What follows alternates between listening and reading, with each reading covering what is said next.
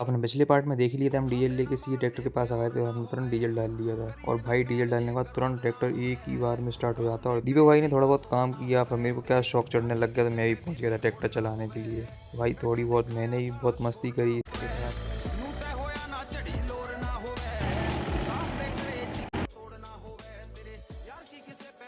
हमें फिर बहुत देर हो जाती है और हमारे घर से फ़ोन भी आ जाता है, हम दोनों सीधे जाने लगते हैं। और आयुष भाई यहाँ पे गिर चुके थे और मोबाइल में भी बहुत भयंकर मिट्टी घुस गई थी। और भाई इसकी हालत देखो बहुत भयंकर हो चुकी थी। और बस क्या था, फिर मैंने नहर मोबाइल धो दिया इसका पूरा। और ये मोबाइल है Vivo T4R। और सीधे हम अपनी घर की साइड निकल जाते हैं। अगर ये व्लॉग पसंद आया हो तो आप पेज को फॉलो करें। मैं मिलता हूँ नेक्स्ट व्लॉग में।